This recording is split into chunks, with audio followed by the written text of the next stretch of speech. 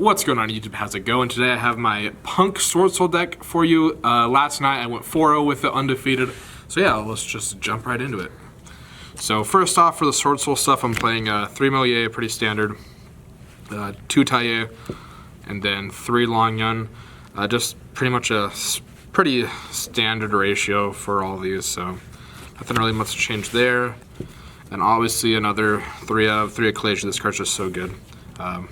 It's insane. Tribute for cost, a special SwordSoul, so it can't get impermed or veiled, but it can get ashed and gambled, so you're sort of dodging 2 more hand traps off that, so pretty good. Tenyu stuff, also pretty standard. 3 Ashuna, 3 Vishuddha. I'm only opting to play 2 Adhara. I think 2 is fine. I've seen a lot of builds play 3, but I personally like 2, so that's the Tenyu stuff. The next up for the spice in the deck is the P.U.N.K. So you have the 1 Xiamen, Madame Spider, and Foxy Tune. So basically, so spoiler alert, we're playing E-Tail in the deck. That's how you summon these out. It's pretty much a 1-card Hulk. So E-Tail, or even you can normal summon these guys, which is pretty good. So this one searches a monster, and it searches you this monster, and this one you discard it, and then you send another card from your hand or field to the, or from your hand to the graveyard. You summon this one, and this one you pay 6 to add a imperm, basically, which is this guy right here. You just target a face-up monster to the field and negate its effects. So pretty good. You can opt to play like just a second one of these and not play Madame Spider, so you don't run the trap instead. So you just run two of the same monster and then one of these, but it's pretty much whatever you want to do. Also with these guys, since they are level 3, and if you open a level 7 Tenyi, you can make Baron before you go into Hulk plays, which is so insane. It just protects all your combos. But yeah, it's pretty much the rundown on the P.U.N.K stuff. The P.U.N.K stuff actually did like pretty much win me a couple games. Because when I couldn't do any of my normal SwordSoul stuff, I just went into Hulk plays, and it was really good. And then obviously you have to play the 1001 because you have Aurora on Hulk, so it sucks when you draw, but I mean, it does happen. The next up for hand traps, I'm playing 2 Ghost Ogre and 3 Ash. These are both still really good hand traps. Ghost Ogre because E-Tail is at 3, which is really good. You can still summon off of that as another disruption. Funnily enough, sometimes when you open E-Tail in like another in a Tenyi, normal summoning an Ash or a Ghost Ogre will still get you full combo while being protected with Baron, because you just use one of the P.U.N.Ks and the Tenyi to make a Baron, and you normal summon your hand trap, and you're just going to Hulk play. So it does come up sometimes, but it is what it is. The next up for the spells, I'm running 3 Emergence and the 1 Summit. Just pretty standard, just Rhoda and Monster Reborn. Then 3 Vessel. This card's also really good, really standard in the list. Just Foolish as any war monster, then you can add a Tenyi, which is really good. And then the card of the deck is Triple E-Tail. This just makes it so good. It helps you play through so much more things, and it's a quick play so you can dodge stuff. This card is just so insane. Were you playing E-Tail before? Was that 3? Oh no, I literally saw the. So it was, shout out to Tombox MST.TV. I literally saw his list. He made a video. He posted it the morning of the tournament. I saw it and I'm like, I'm gonna build that today, and I built it and I went 4-0 with it. So it's pretty interesting, but. Yeah, when I saw that list, I just fell in love instantly, so E-Tail is very good, to say the least. The next up, Triple Droplets.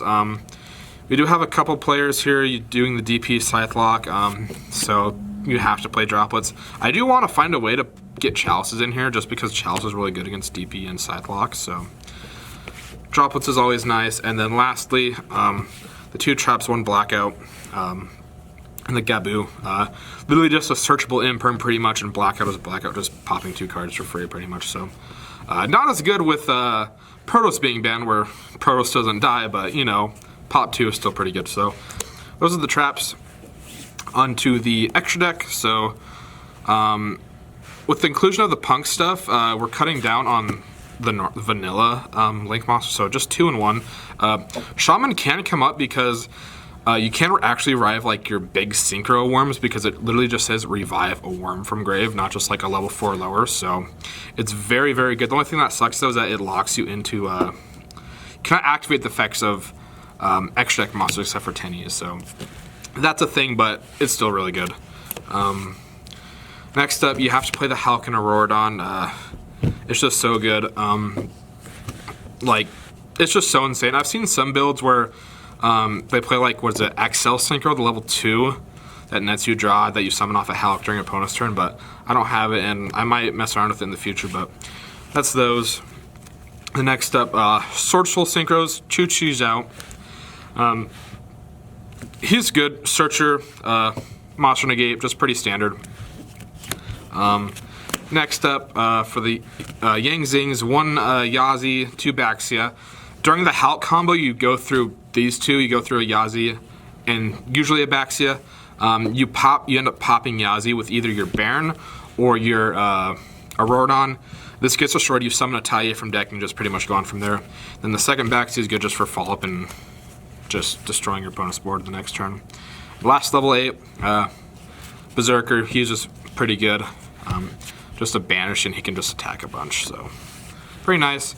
Now for the 10s, I'm playing the Cheesing, Longyun, and Sovereign Supreme, what's his face, Cheng Ying. These guys are both pretty good.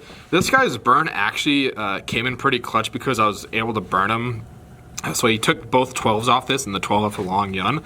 And so he had just enough life points where my Aurorodon and my Despot 001 was enough for game after I cleared his board. It was pretty funny, but those two are pretty nice. This guy's good, but I'm just not quite like, I don't know, I haven't played this deck enough with this card to really like get its full potential out.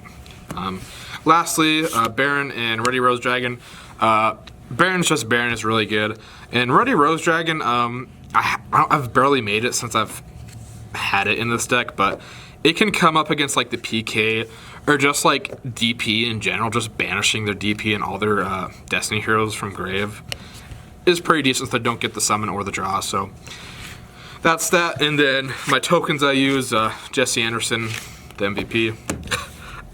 Side deck, this side deck's been pretty standard for a long time, just for, I haven't really messed around with it in a while. 3 Lancia, 3 Rock, 3 Golden Rock, Wing Dragon and Ra, 3 Cosmic, and then Red Reboot evenly. Just like, sort of just like generic side deck stuff. So yeah, that's pretty much it. Bring it up, bring it up. That's pretty much it for the deck profile. We're almost to 600 subscribers, so it'd be legit if you'd subscribe.